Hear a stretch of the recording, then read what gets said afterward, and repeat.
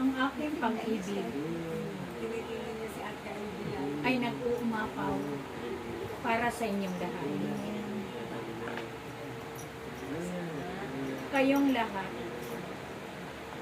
na aking hinirang at pinili, kayo ay mahalaga sa akin.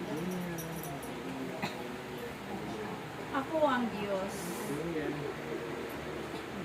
na dapat ninyong paglingkuran habang kayo'y nabubuhay.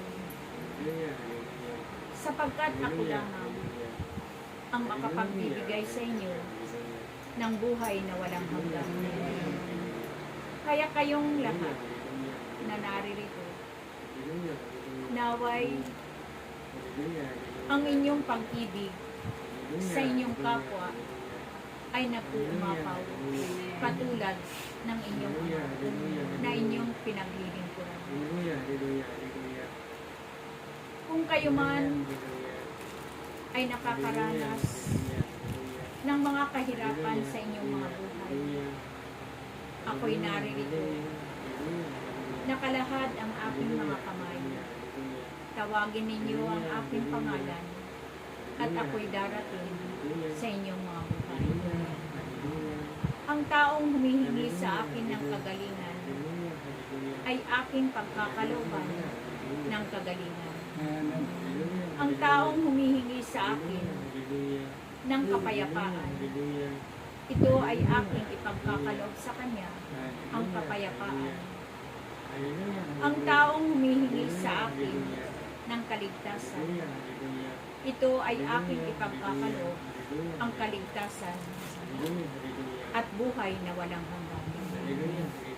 Kaya kayo na naririto, kayo ay aking iniibig. Pinatatawad ko ang inyong mga pagkakasala. Kaya nawa, magpatawad din kayo, sapagkat kayo'y pinatawad ko na. Kaya tandaan ninyo, maglingkod kayo hanggang wakas ng inyong mga buhay. At ipapakita ko sa inyo ang himala, ang hiwaga ng inyong Ama na makapangyarihan sa lahat. Sa takdang panahon, ipagkakalob ko sa inyo ang pagpapala na patuloy kong ipinangapangako ko sa inyo na ito'y makakamtan ninyo sa inyong mga buhay. Sapagkat ito ay itinakda ko sa inyong mga buhay. Kaya nawa aking mga anak na narito, huwag kayong mapagod na magpuri sa akin. Huwag kayong mapagod na tawagin ang aking pangalan.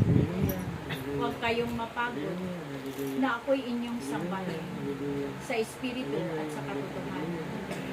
Akong si Yahweh, ang inyong Diyos, na naririto sa inyong harapan at nakatunghay sa bawat isa sa inyo. Batid ko ang lahat ng hinihingi ninyo sa akin, sapagkat nakikita ko ang mga sakripisyo ninyo sa akin. Kaya ang pagpapala at gantimpala na ipagkakalob ko sa inyo, ito ay ipagkakalob ko sa inyo, siksik liblib at umaapaw. Kaya kayo na narito, huwag kayong titigil sa inyong paglilingkod sa akin. At sa inyong paglilingkod, naway patuloy na lakipan ninyo ng pag-ibig upang kayo'y magtagumpay. Kaya aking mga anak na narito, kayong lahat ay aking pinagpapala. Pinalalakas ko ang inyong mga pangangatawan at inilalayo ko kayo sa mabigat na karamdaman.